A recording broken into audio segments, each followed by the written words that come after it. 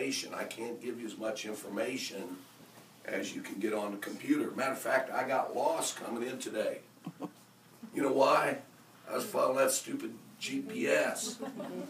I used to pride myself of driving all over. I've got a Ford F-150. It's got 340,000 miles on it. So I've driven it everywhere all over the eastern part of the United States, looking at my map. And I didn't start getting lost until I got the GPS. And the reason why is because I've become dependent on the GPS. And I want to tell the parents and the coaches and the players that in 1988 I heard a sports psychologist talk, and that sports psychologist said that one time that you youngsters decide to do it on your own is equal to 13 times the parents telling you. One time you youngsters doing it on your own is equal to 13 times the coaches trying to tell you. So if you're looking at the GPS all the time, you're going to get lost.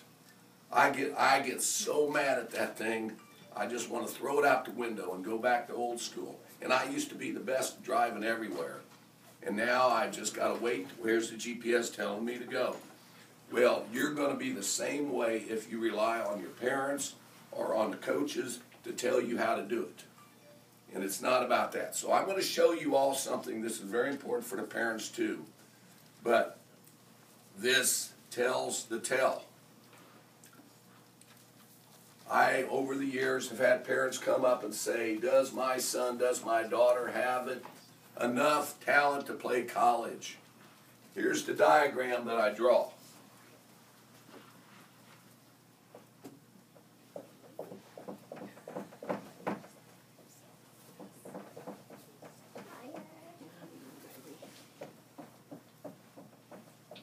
These are three categories, from 1 to 10, from 1 to 10, and 1 to 10. This category is ability. Your God-given ability. You cannot do more. You can't put in what the good Lord has left out. And you can't be anybody else except yourself. And where is number one? You. What's your name again? Casey. Casey. I love the story JP told me when I walked in about Casey. She said she wanted to be like Serena Williams. Mrs. Jensen said, no, Serena Williams wants to be like you. You're number one in the world at being Casey. Do not ever copy. You can copy things that people do, but you are who you are, and you're number one in the world at being yourself. As you develop your game, you be you. You be individual. You stand out. Don't just fit in, you stand out. Okay? So, your ability is what God has given you. This is your size, your brain, your intellect, your ability to figure out things on the court sometimes, your speed, your strength, all of the physical, mental, and emotional ability God has made perfect for you, who you are. You're number one in the world of being you. This is number one category. Number two category is opportunities. Parents, coaches, teachers, what are you doing right now? Teachers are here for other reasons than opportunity. Parents have gotten their children up at 6:30 this morning and gotten you here on a Saturday to give an opportunity. They send you to good schools for an opportunity. They give you a good home for an opportunity. They try, that is their part. Parents, coaches, teachers, opportunities. The third one is the desire of the athlete. Okay, so this is God's job. Opportunity plus. Opportunity is whose job? Parents, coaches, teachers. The desire part is whose? And parents, you cannot do this for the children. Children, right now, you cannot do this. You have to create an opportunity maybe by doing certain things. Now, first of all, coaches, why are you here? People do things for 6 reasons. Financial reward, material reward, appreciation, association, self-improvement, and service to others. And teachers probably number one reason they do things is, what do you think? Service to others. It's a self-service to others. It's the most noble of all professions, is teaching and service to others. Ability plus desire, opportunity plus desire. Now here's what I do with parents. I want you to think about, let's see, how can we do this? JP, can we use you? Sure. On a scale of 1 to 10, what did the good Lord give you as far as ability in tennis? You're the coach. No, I want you to think. 10.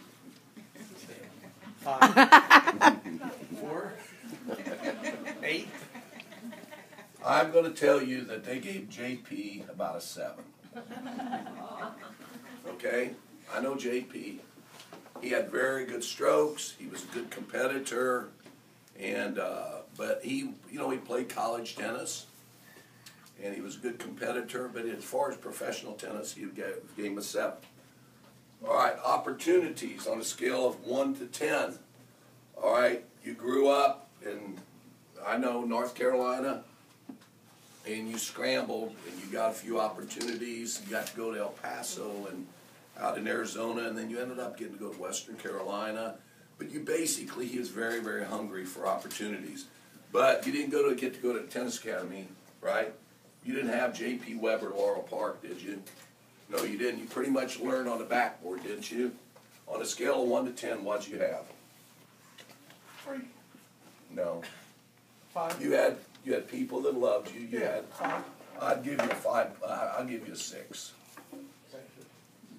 Okay, it wasn't a 7. It wasn't higher. All right. Okay. Desire. What do you think his desire was? 10 plus. I'm gonna give him a 9.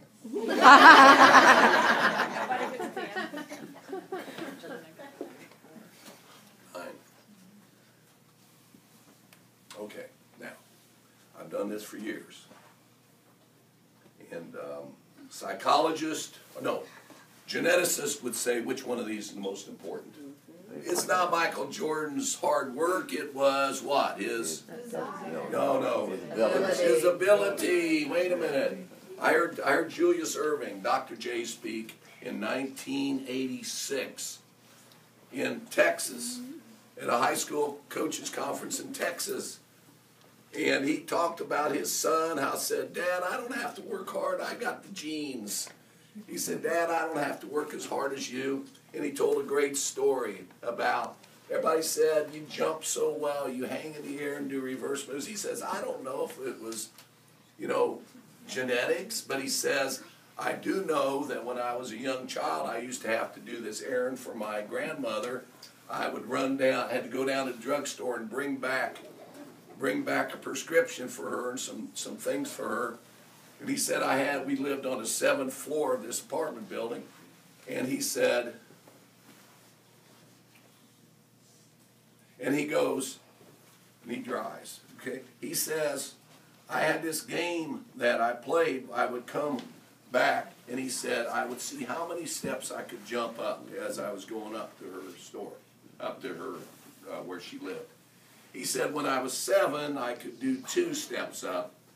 And when I was 17, I could jump all 7, take 3 steps, jump 7, all 3 steps, jump 7. I don't know, maybe it was just in the genes. But he said it might have had something to do with those thousands of repetitions. And then he talked about my competitive skills. It might have been in the genes, but it might have been that we played bull in the ring every day at the playground. Bull in the ring, my golly, would they throw everybody out of school now? Bull in the ring was you'd get 6 or 7 kids, you draw a ring, and you get in there and fight, and you try to throw the other kids out until you were the last kid left in the ring.